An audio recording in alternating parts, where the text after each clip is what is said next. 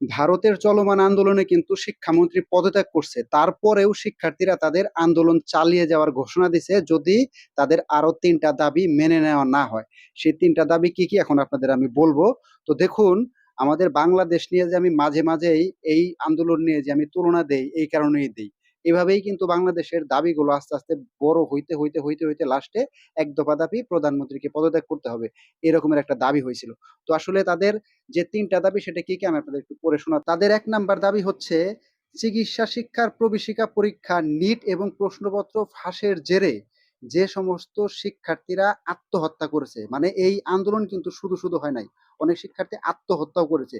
যে সকল শিক্ষার্থীরা আত্মহত্যা করেছে তাদের প্রত্যেক পরিবারকে 1 কোটি রুপি ক্ষতিপূরণ দিতে হবে। এটা হচ্ছে তাদের প্রথম দাবি। এবং শিক্ষার্থীদের দ্বিতীয় দাবি হচ্ছে চলমান আন্দোলনে যে সমস্ত শিক্ষার্থীরা আন্দোলনে অংশগ্রহণ করছে তাদের ব্যাপারে কোনো প্রকার আইনি ব্যবস্থা নেওয়া যাবে না, মানে প্রশাসনিক ব্যবস্থা নেওয়া যাবে না। এর কারণ হচ্ছে যে এই সমস্ত আন্দোলন হইলে কিন্তু অনেক সময় অনেক ধরনের অপ্রীতিকর ঘটনা ঘটে, মানে শিক্ষার্থীদের হাতে অনেক সময় পুলিশ মারধর খায়, এই ধরনের অনেক ঘটনা ঘটে, আমাদের বাংলাদেশেও ঘটছে। তো এই কারণে যদি কোনো শিক্ষার্থীর উপরে হয়রানি করা হয়, এটা করা যাবে না। এটা হচ্ছে তাদের দ্বিতীয় দাবি। এবং তাদের তৃতীয় দাবি হচ্ছে চলমান আন্দোলনে যে সমস্ত প্রশাসনের লোক ছাত্রদের উপরে অতিরিক্ত বল প্রয়োগ করছে, মানে আছে না যে আন্দোলনের সময় অনেকে অনেক সময় কাঁদানে গ্যাস মারে, অনেক সময় পানি মারে, অনেক সময় রাবার বুলেট টুলেট ছুড়ে, অনেক সময় হয়তো বা লাঠি পেটা করে।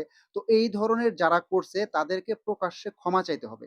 এটা হচ্ছে তাদের ৩ নাম্বার দাবি। তবে যে ৩টা দাবি তারা করছে আমি মনে করি যে আসলে মোটামুটি প্রথম ২টা তো মানা চলেই। এটা সবাই বলবে যে মানা চলে। এখন তৃতীয়টা আসলে একটা দেশের প্রশাসন কিভাবে আসলে সরাসরি ক্ষমা চাবে এটা জানি না।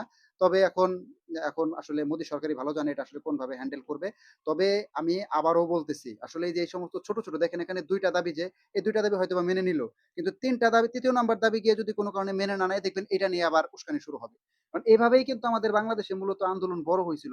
১ম এ কিন্তু ৩-৪ দফা ছিল, এরকমের দফা ছিল। পরে আস্তে, আস্তে ৯ দফা পর্যন্ত গেছিল। ৯ দফা থেকে হুট করে ১ দফায় চলে আসছে যে মানে প্রধানমন্ত্রীর পদত্যাগ করতে হবে। তো আসলে এই ধরনের ছোট, ছোট ঘটনায় অনেক বড় হয়।